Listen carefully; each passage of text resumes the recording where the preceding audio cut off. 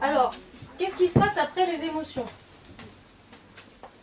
Si j'ai eu une pensée automatique, par exemple, vous avez des idées de pensée automatique, qu'est-ce qui pourrait me venir en tête, là, qui me crée une émotion négative?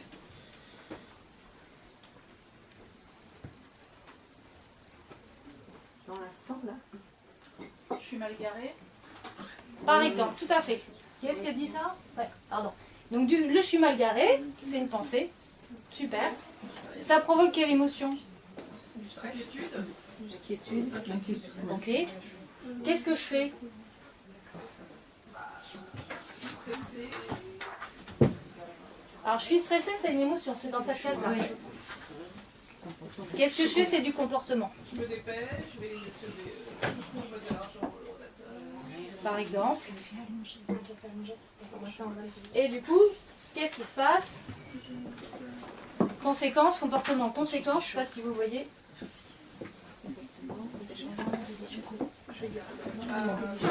De la nervosité, on va être plus nerveux, non? Alors, on va être plus nerveux, c'est dans quelle case? Comportement, on va être plus inquiet. Moi, je mettrais dans l'émotion. Être nerveux, ça fait partie de l'émotion. C'est vraiment un vécu physiologique. Donc, qu'est-ce que je fais? Par exemple, je m'absente et je vais remettre des pièces dans le rotateur. Du coup, quelles conséquences ça a? Tu me disais. On est rassuré. Je suis rassurée, donc j'ai fait du coping sur l'émotion. En allant mettre des pièces dans le rotateur, j'ai fait du coping sur l'émotion. Ça veut dire, ça c'est super intéressant, que si ça a marché, c'est-à-dire que si ça a fait baisser mon émotion, mon stress, ça me donnera envie de recommencer cette technique-là. Ah oui. Ça marche, ça fait baisser mon angoisse, donc je me dis, à chaque fois que j'aurai cette pensée, je retournerai vérifier le rotateur, ça fera baisser mon angoisse. Donc là, les conséquences, c'est qu'effectivement, j'ai loupé un bout de l'exposé et que j'ai remis une pièce. Alors, ça peut arriver aussi que je vérifie que finalement, il n'y avait pas besoin de mettre 2 pièces et que j'avais oublié que j'en avais déjà mis une, quoi. Mais effectivement, j'aurais loupé une partie du truc, j'aurais peut-être dérangé tout le monde en bougeant. Et les conséquences, en général, renforcent les émotions inadaptées. Alors, vous le refaites. Et si on n'a pas de monnaie? Alors, qu'est-ce qui se passe? Super, c'est une autre situation. Si on n'a pas de monnaie, qu'est-ce que je me dis? Zut. Zut. Je trouve un commerçant. Faut que je trouve un commerçant, c'est une pensée. Ouais. Ou alors je reste le coup, quoi. Ou je risque le coup. Ouais. Et je peux me prendre une prune. Ça, Et c'est voilà. une pensée. Du coup, au niveau d'émotion, si je passe tout le truc là en me disant je peux me prendre une prune, Avec sport, on a toujours. voilà. Et le comportement, je peux décider de rester. Mais du coup, stress, pensée. Cercle vicieux. Exactement. Et non vertu. Ça s'appelle le cercle vicieux. C'est un psychiatre de Lausanne qui l'a créé, qui s'appelle Charlie Kunji. Le cercle vicieux de Charlie Kunji. Donc souvent, très souvent, on est dans des boucles d'auto-renforcement. Je vais vous prendre un autre exemple parce que du coup, c'est peut-être pas très clair. Moi, souvent, je prends comme exemple l'alcool. Alors l'alcool, au niveau du comportement, c'est un super évitement à l'émotion. Quand on prend de l'alcool, ça marche, hein, ça baisse l'angoisse. Le risque, c'est que comme les conséquences, je me dis ça marche, ça baisse. Heureusement que j'ai pris mon verre d'alcool avant de vous faire la présentation. Hein. Ah bah bravo. D'ailleurs, j'espère bien prendre un thé après, mais bon. Donc l'alcool, vous voyez, en fait, c'est du coping sur l'émotion. Mon comportement, je vais essayer juste de faire baisser l'émotion. Et comme le truc pervers, c'est que ça marche, ça va renforcer le fait que quand j'ai cette émotion, il faut que je fasse ça. Et c'est ça le cercle vicieux. C'est pour ça que je vous disais, le coping centré sur l'émotion, c'est pas super adapté. Il vaut mieux faire de la restructuration cognitive sur les pensées qui créent mon angoisse. D'accord. Si je reprends mon exemple, là, imaginons que j'étais stressée, je prends de l'alcool. Alors, Allô. c'est pas grave, je peux continuer à parler, c'est pas un problème. En fait, je vais m'éviter de développer des ressources, des compétences pour faire face à cette situation par ailleurs. Vous voyez, c'est à la fois de l'évitement de l'angoisse si je prends de l'alcool, mais c'est aussi l'évitement de développer des ressources, les conséquences. Si je suis stressée et que je bois pas et que je me dis ok, Léonore, tu y vas quand même. bah, les conséquences, c'est que je vais me dire, bon, il faut que je fasse face. L'angoisse, elle est là, mais je vais faire quand même. C'est-à-dire que je vais accepter de vivre une émotion négative, mais persévérer dans la situation stressante. Et ça, ce qui se passe, donc il y a des expériences qui ont été faites, plus on s'expose à l'émotion, et plus ça va réduire d'intensité et réduire dans le temps. Alors je vous fais ça parce que... Vous voulez que je vous le dessine? Donc là, en fait, je vous montre comment ça se passe. Ça ici, c'est l'intensité. L'intensité de l'émotion. Donc on va avoir du 100%. Je vais vous mettre de ce côté-là. Et là, on va voir la durée. Durée dans le temps. Donc comme nos émotions, on se rappelle, sont adaptatives, bah, une émotion, ça monte vite. Il faut qu'on... Si je vois mon mammouth, mon serpent, Jean-Luc, bah, il ne faut pas que je dise « Ah tiens, un serpent, ah, est-ce que je décide d'avoir peur ou pas ?» Non, je vois le serpent, je... Enfin, moi en tout cas, ça me fait ça. Bon. Il y en a qui s'en vont en courant, moi je suis paralysée, moi je suis dans la sidération. Donc l'émotion, elle va monter en flèche. Ouh.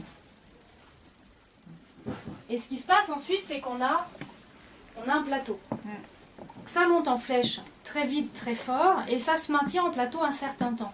Puisque le but de l'émotion, c'est de faire en sorte que vous soyez adapté à la situation. S'il faut fuir rapidement, il vaut mieux que ça monte vite et que ça reste, parce que l'émotion, notamment la peur, ça va accélérer le rythme cardiaque, ça va créer des hormones, ça va des hormones de activer stress. la médulo-surrénale. Voilà. Donc dans le cerveau, vous Ça va voyez faire tout ce qui sécréter se de passe. l'adrénaline, quoi. Médulo-surrénal, tout ça. Ça va Et faire sécréter adrénaline. du glycogène qui va vous permettre d'activer vos muscles et de partir, Du sucre. d'affronter le... Donc là, normalement, Petite vitesse. votre corps, il est vraiment en situation adaptée pour faire face à un stress. Si vous avez besoin de courir le 100 mètres, et ben là, vraiment votre corps, il est équipé, quoi. Il a du sucre, il a ce qu'il faut, il a le cœur qui pompe vite. Donc ça monte en flèche, ça se maintient, et s'il n'y a pas de danger avéré, s'il n'y a rien qui se passe, eh ben ça diminue. D'où l'intérêt de faire des expositions, comme je vous disais tout à l'heure, de ne pas éviter, alors je vous ai cité l'alcool, mais ça peut être un évitement comportemental. Je sais pas, je vais à une soirée où je connais personne, je suis hyper stressée, je me le sens pas, je fais demi-tour. On va être dans la même chose, on va être dans un comportement d'évitement de l'émotion. Et ça, le risque, c'est que ça renforce le problème. Donc il faut rester, alors je vous ai mis, les expériences montrent qu'en moyenne, ça se maintient en plateau à peu près 20 minutes. C'est une moyenne, attention, hein, en fonction de qui vous êtes, ce que vous avez vécu, etc. Ça peut être différent. Mais faites l'expérience sur des petits stress, hein, de rester dans la situation plus de 20 minutes pour vous observer, pour vous faire on dit du self-monitoring, pour voir si ça baisse un peu l'émotion ou pas. Et en général, bah finalement, la tête va envoyer un message au corps en disant « pas de danger, quoi, et pas de danger ». Donc au bout d'un moment, le corps, il arrête de s'activer. Il ne va pas continuer à s'activer alors qu'il y a rien. S'il n'y a pas de danger réel, hein, ok.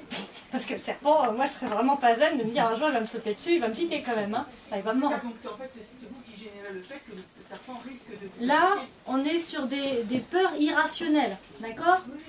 Donc le serpent, enfin pour moi c'est pas irrationnel, sauf si on m'a dit oui il est plus venimeux, ou il a plus de dents, ou je sais pas quoi, là je me dis bon bah ok j'y vais quoi. S'il y a toujours du venin et tout, enfin à Fort Boyard et tout ça, bon là on les a mis en situation qu'il n'y ait pas de danger. Mais si on est sur une peur réelle, votre cerveau il va quand même, enfin la peur elle est toujours là, le risque est toujours là. Si par exemple, je sais pas moi, je rentre dans l'ascenseur, vous voyez, et je me dis, donc on est toujours sur les pensées, hein, d'accord?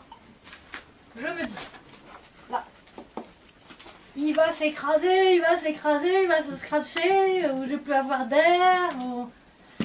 Ben, tout ça, ça me met dans une angoisse. Ben là, ça vaut le coup quand même de rester. Alors attention, il y a aussi une histoire de fenêtre de tolérance. Si votre angoisse elle est au-delà de 50%, choisissez un autre exercice.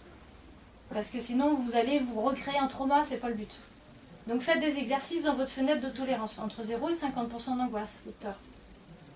Donc imaginons, moi l'ascenseur c'est à 40%.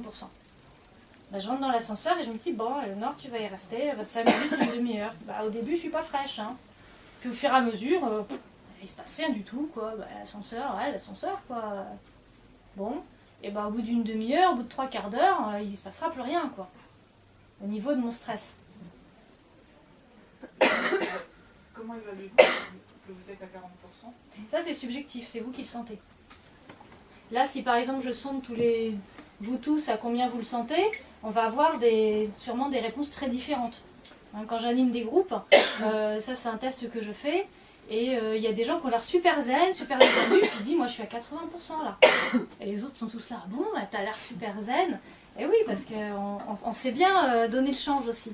Mais dans ce qu'on vit, on va sentir que notre corps il n'est pas zen du tout. Alors peut-être on peut sentir un petit 10%, mais on peut sentir aussi qu'on est vraiment mal, on n'a qu'une envie, c'est de partir. C'est par rapport à une fiche de lecture, enfin, une grille d'évaluation, d'auto-évaluation. Oui, c'est ce qu'on appelle une échelle de Likert, mais c'est subjectif, c'est comment moi je me sens là. J'ai combien de stress là maintenant, si je m'observe, je suis à combien là? Mais il faut déjà bien se connaître pour pouvoir estimer. Oui. Bon, ça, normalement un peu tout le monde sait, ou alors ça veut dire que vous êtes très dissocié.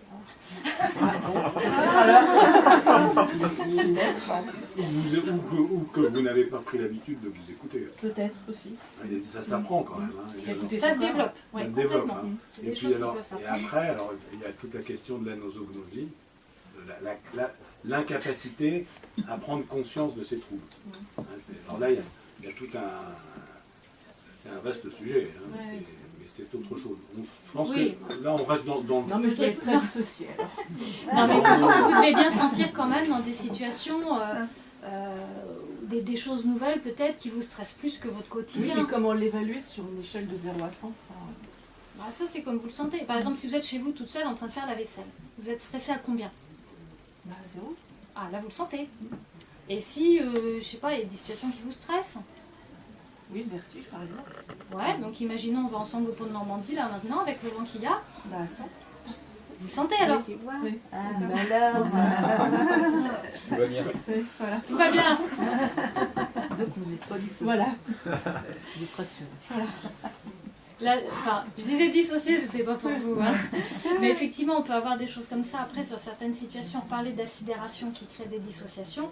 On peut retrouver des choses où on n'est pas du tout connecté à son corps parce que notre cerveau s'est mis dans un coupe-circuit. Mais on peut avoir des dissociations, mais en général, c'est que dans certaines situations qui sont un peu similaires à ce qu'on a vécu lors du trauma. Sinon, là, en règle générale, il n'y a pas de raison que vous soyez dissocié là maintenant. C'est pour ça que je disais en rigolant, parce qu'il y a très peu de probabilité quand même que vous le soyez là maintenant. Et ça, effectivement, comme tu disais, c'est des choses qui se développent, notamment avec le mindfulness, la pleine conscience. Vous devez connaître, on en parle beaucoup. Toute technique de méditation. On prend le temps pour s'observer. Alors on va prendre... Il y a des CD audio qui peuvent vous guider, mais en fait la technique elle est simple, mais attention, c'est pas évident. Ça peut paraître super simple, c'est-à-dire qu'on se pose mais assis sur une chaise, on va pas s'allonger, c'est pas de la relaxation, parce que si on fait de la relaxation, le risque c'est qu'on s'endorme. Du coup on n'est plus dans l'exercice. La méditation, enfin en tout cas ce qu'on appelle nous la pleine conscience, c'est de développer justement la pleine conscience de l'instant présent. C'est-à-dire dans cet instant-là, est-ce que j'ai du stress? Est-ce que j'ai de la joie? Est-ce que j'ai mal au dos? Est-ce que je sens la température de l'air? Est-ce que j'ai des pensées? De prendre le temps d'observer tout ça. Et d'observer quand son cerveau il est parti. Dans le passé, oh, merde j'ai oublié de faire ça. Ou dans le futur, ah et demain, machin, bon il faut que j'achète ça parce qu'après j'ai mes amis, puis si j'achète pas le dessert ce soir... Et en fait, on s'en rend pas compte, mais on est très rarement dans le présent. On part, puis après une pensée, on amène une autre, puis encore une autre, et puis tout d'un coup on se réveille, puis ça fait plusieurs minutes qu'on était parti, on s'était même pas rendu compte qu'on n'était plus connecté au présent, on était en roue libre. Et qu'on module par la respiration, parce que la respiration, c'est la seule activité physiologique qui soit à l'interface entre l'automatique et le volontaire. Et par exemple le souffle, c'est un des premiers ancrages pour méditer, parce que c'est toujours là, et c'est un peu comme les vagues ou comme un vent feu de cheminée. C'est-à-dire que c'est toujours présent mais toujours fluctuant. Et ça c'est très propice à la méditation. Quand vous regardez des vagues, c'est pareil, c'est jamais les mêmes vagues, mais c'est toujours le flux, le reflux.